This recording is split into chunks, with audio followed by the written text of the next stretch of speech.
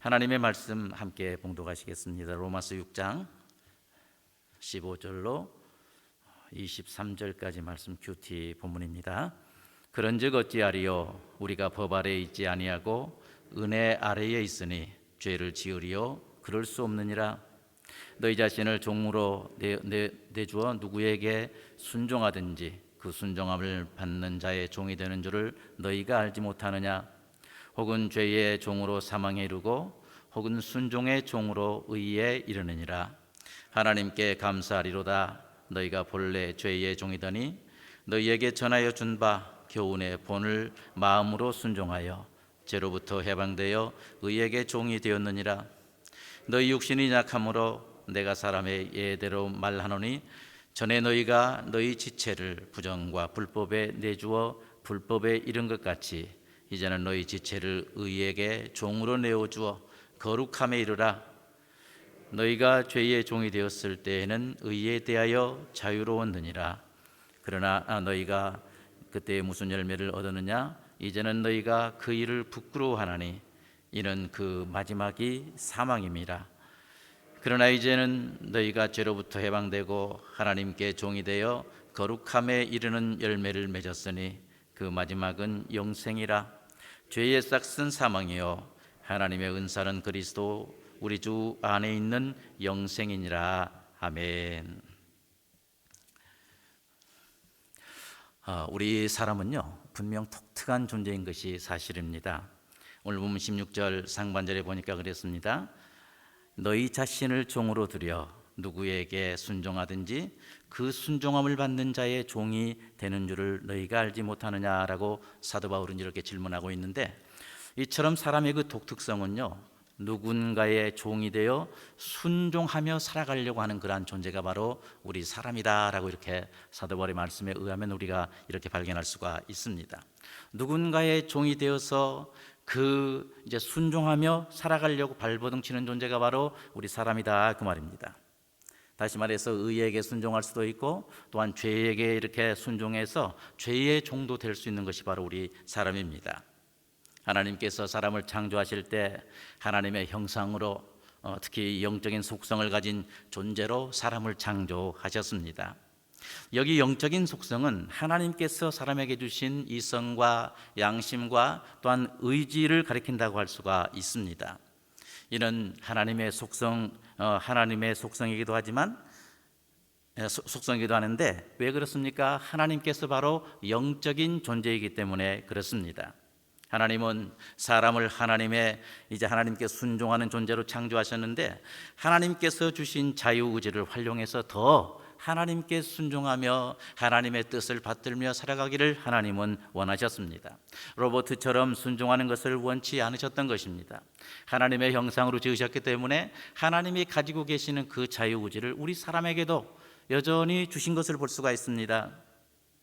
그러나 이런 상황에서 천사장인 그 루시퍼가 하나님께 반역을 한 것입니다. 천사가 먼저 타락했다 그 말입니다. 그래서 하늘에서 그 내쫓김을 당했고 사탄이 되어서 하나님께 끊임없이 반역하는 삶을 살았던 것을 볼 수가 있습니다.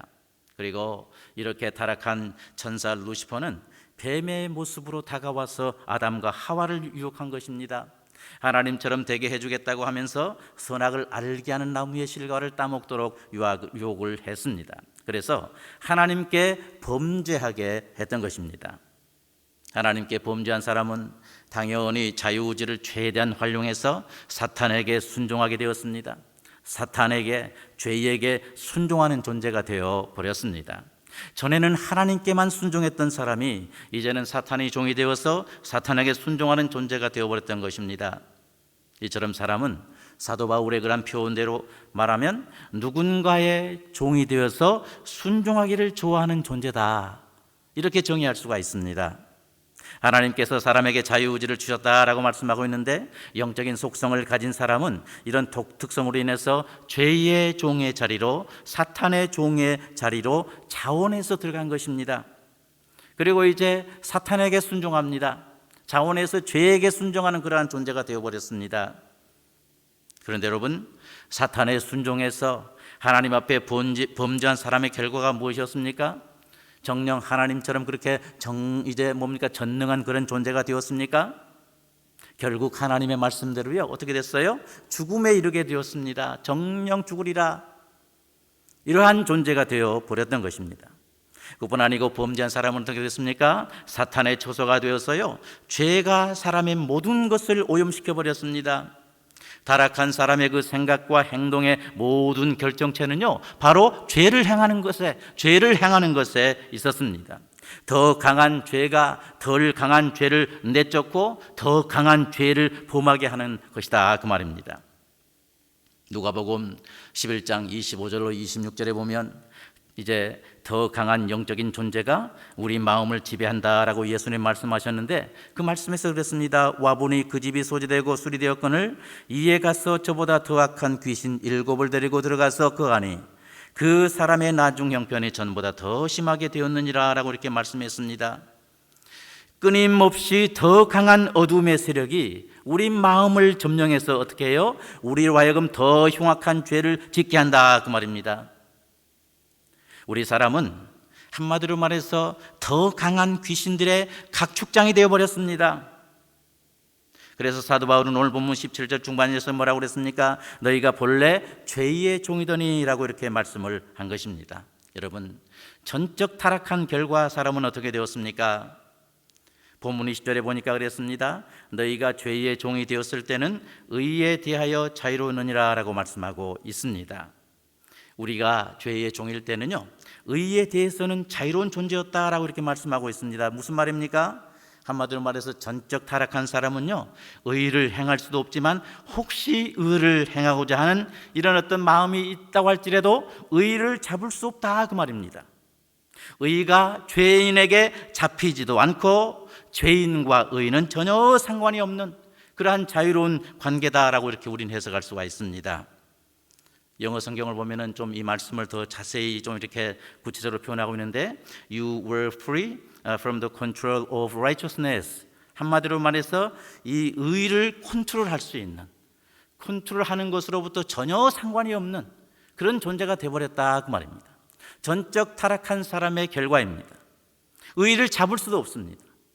행하고 싶어도 의를 취할 수도 없습니다. 그런 이상한 존재가 되어버렸습니다. 혹시 여러분 사랑과 영혼이라고 하는 그 영화 보셨습니까? 그 영화 보면은 그 남자 주인공이 이제 먼저 죽었는데요, 그 자기 사랑하는 그 여자친구를 안아보려고 해도 안아줍니까? 절대 안을 수가 없습니다. 터치를 못합니다. 바로 이런 이치라고 생각합니다. 전적 타락해서 전적 부패해버린 사람은 혹시 양심에 따라서 선을 행해보고자 해도 도저히 의를 컨트롤할 수가 없다고 말이에요. 의를 만질 수가 없어요. 만지면은 좀 내게 이렇게 취해서 의를 좀 행해보겠는데요, 의를 만질 수 없는 그런 존재가 되어버렸다, 그 말입니다. 죄범한 사람은 의에 대해서는 한마디로 말해서 헛개비 같은 그런 존재가 되어버렸습니다. 의가 나에게 안겨와도 도저히 잡을 수가 없습니다. 잡히지 않습니다. 그러면 전적 타락의 열매는 무엇입니까? 본문 21절에 보니까 그랬습니다. 너희가 그때에 무슨 열매를 얻었느냐? 이제는 너희가 그 일을 부끄러워하나니 이는 그 마지막이 사망임이라 라고 이렇게 말씀합니다. 전적 타락의 열매는 바로 사망이라고 말씀하고 있습니다. 오늘 본문 23절에도 보니까 뭐라고 그랬어요? 죄의 싹은 사망이다. 전적 타락의 결과, 범죄한 사람의 결과는 바로 사망이 그 열매임을 알 수가 있습니다. 이 전적 타락에 대해서 우리가 좀 몇 가지 오해가 있는데요, 전적 타락했기 때문에 이제 하나님의 형상이 이제 전혀 사람에게 없다, 이런 어떤 오해를 하는 경우가 있습니다. 켈빈은 전적 타락에 대해서 설명할 때 무너져버린 기와집으로 이렇게 표현한 걸 볼 수가 있습니다. 이제 기와집이 무너지지 않았을 때는 기와장이 있고요, 또 저 석가래가 있고요, 기둥이 있고요, 벽이 있잖아요. 그래서 집으로의 기능하지 않습니까? 추위를 막아주고 또 더위를 막아주는 어떤 그런 기능을 하는데, 이 기와집이 무너져 버렸습니다. 무너져 버리니까 어떻게 돼요? 기와장도 깨져 버렸죠. 또 벽도 이렇게 다 이렇게 부서져 버렸죠. 또 나무도 막 이렇게 석가래, 기둥 다 이렇게 부러져 버렸죠. 벽도 다 무너져 버렸죠. 이런 상태가 되고 전적 타락이 바로 이렇다고 말이에요. 그러나 어때요? 무너져 버린 기와집이지만 그 기와장 조각이지만 있잖아요. 벽에 그 요소 있잖아요. 흙 있잖아요. 또 나무도 있잖아요. 그러나 그 요소는 있지만은 과연 무너져버린 집이 집으로서의 기능합니까? 못합니다. 그러나 그 조각의 어떤 그 조각은 있기 때문에 어때요? 바로 기와의 요소도 있고 이제 흙의 요소도 있고 또 뭡니까? 이 석가래의 요소도 있는데 바로 전적 타락이 바로 그런 의미다 그 말이에요. 우리가 범죄함으로 전적 타락이 됐는데 이제 우리는 어떻게 해요? 하나님의 형상이 아무것도 없는 것이 아니고 있기는 있습니다. 그런데 다 부서져 버렸습니다. 그리고 기능을 할 수가 없습니다. 그럼에도 불구하고 그 하나님의 형상이 조각조각 사람 속에 있기 때문에 어떻게 해요? 살인하지 말라. 하나님께서 살인하지 말라 이렇게 말씀을 하셨던 것입니다. 아무튼 하나님께서 이렇게 하나님 앞에 범죄함으로써 우리 사람들이 전적 타락하게 되는데 바로 우리 속에 하나님의 형상은 있지만 그러나 이 제 기능을 할 수가 없기 때문에 뭐예요? 제 기능을 할 수 없는 그러한 하나님의 형상으로서의 기능을 할 수 없는 존재가 바로 우리다 그 말이에요. 켈빈은 바로 전적 타락을 이렇게 설명하고 있습니다. 우리 흔한 말 중에 수구초심이라는 말 있지 않습니까? 여우가 죽을 때가 되면은 고개를 자기 고향, 자기가 태어난 그 고향을 향해서 이렇게 죽는다, 고향을 그리워하며 죽는다 이런 말 있지 않습니까? 이 수구초심이라는 이런 말씀처럼요, 우리도 원래 하나님의 형상으로 지음받으셨기 때문에 범죄한 사람이라 할지라도 우리 마음속에 의와 또한 진리와 거룩을 흠모하는 그런 마음이 있습니다. 비록 범죄했지만은 이 의를 이제 이렇게 생각하고 거룩을 생각하고 진리를 생각하고 이런 마음이 우리 가운데 있는 것이 사실입니다. 그리고 율법을 통해서 의와 거룩과 진리의 기준을 알게 되었지만 도저히 자기의 힘으로는 이 기준을 행할 수 없는 존재가 바로 우리의 전적 타락한 사람의 결과입니다. 너희가 죄의 종이 되었을 때에는 의에 대하여 자유로웠느니라 라고 말씀하고 있습니다. 그 말씀 그대로입니다. 그래서 이러한 존재가 되어버린 사람들은 어떡합니까? 오라 나는 곤고한 사람이로다. 이 사망의 몸에서 누가 나를 건져내랴 라고 신음소리를 내뱉는 것이 우리의 실존입니다. 그러나 여러분, 하나님은요 이렇게 범죄한 사람이라고 할지라도 사랑하십니다. 믿으십니까?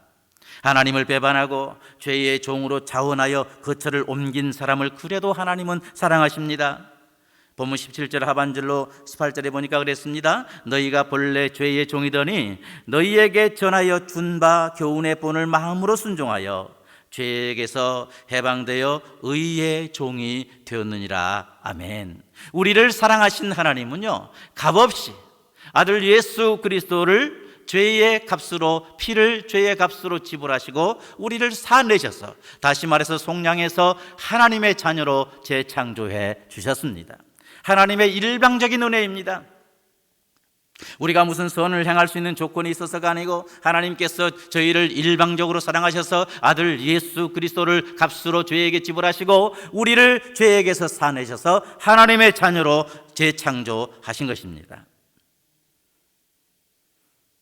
오늘 본문에 보면 바로 의의 종으로 재창조해 주셨습니다.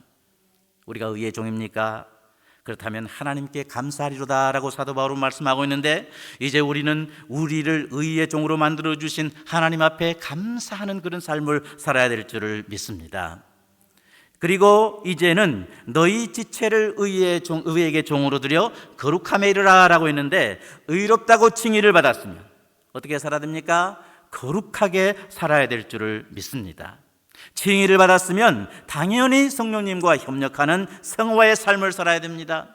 칭의 받음은 성화를 통해서 드러나기 때문에 그렇습니다. 본문 15절 하반절에도 보니까 그랬습니다. 죄를 지으리요 그럴 수 없느니라 라고 말씀했습니다. 우리 그리스도인의 정체성은 바로 의의 종이라고 분명히 오늘 본문에서 선포합니다. 어떻게 해요? 예수 그리스도의 피를 통한 속량으로 바로 의의 종이 된 것입니다. 이 속량이라는 말이 뭐예요? 값을 지불하고 사낸다 그 말입니다. 다시 말해서 우리가 전에는 죄의 종이었는데요, 하나님께서 우리를 사랑하셔서 예수 그리스도의 그 피를 값으로 지불하시고 우리를 하나님의 것으로 사내셨습니다. 그래서 우리를 뭐라고 그래요? 우리를 예수님 짤이다 이렇게 말합니다. 100원 주고 사면 우리 100원짜리 그러잖아요. 1000원 주고 사면 1000원짜리 그러잖아요. 우리는 예수님의 그 예수님의 값을 지불하시고 죄에서 사내셨기 때문에 우리는 예수님 짤이라고 믿으시길 바랍니다. 우린 예수님 짤입니다. 그리고 영생을 선물로 받게 된 것입니다. 22절 보니까 그러나 이제는 너희가 죄로부터 해방되고 하나님께 종이 되어 거룩함에 이르는 열매를 맺었으니 그 마지막은 영생이라 라고 말씀을 했습니다. 영생이 뭡니까? 영원히 사는 것 아닙니까? 종말 이후에 누릴 수 있는 그러한 특권이 바로 영생입니다. 그러나 이 영생은요, 완전하진 않지만 지금 이 세상에서도 누릴 수 있는 특권이 바로 우리 믿는 사람들에 대한 영생을 누릴 수 있는 그러한 특권이 우리에게 주어졌습니다. 신약 교수로 유명하신 그 김소영 교수님이라는 분이 계시는데요, 그분은 이 영생을 신적인 삶이다라고 이렇게 정의하면서요, 우리가 현재 지금 사는 것이 삶이라고 한다면 영생은 하나님적인 삶이다라고 이렇게 정의합니다. 이 땅에서 우리가 살아갈 때 예수님께서 예수님을 통해서 주시는 하나님의 그 능력, 풍성, 지혜, 또한 기쁨, 또한 모든 상황에서 승리할 수 있는 그런 능력, 이것을 경험하며 누리면서 살 수 있는 것이 바로 영생이다라고 정의하는 것을 볼 수가 있습니다. 그러나 이 영생은 종말에 완전히 성취됨을 알 수가 있습니다. 이 영생을 의의 종인 우리가 이 땅에서부터 누릴 수 있는 생명의 삶인 것입니다.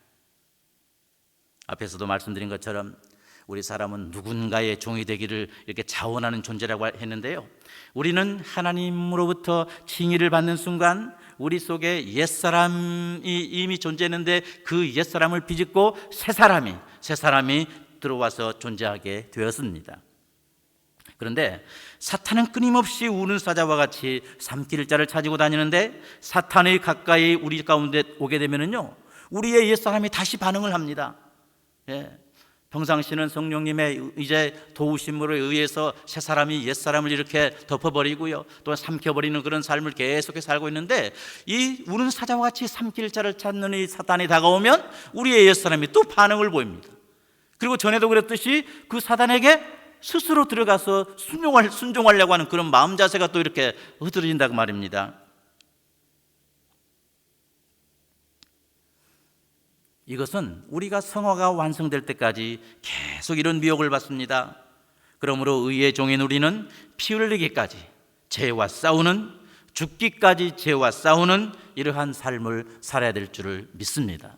물론 우리 힘으로는 죄를 이길 수가 없습니다. 그러나 이미 이기신 예수 그리스도, 내게 능력 주시는 예수 그리스도 안에서는 그분 능력 의지하면 우리도 예수님처럼 담대하게 사단을 이기고 사단의 졸개인 이 죄도 이기게 될 줄을 믿습니다.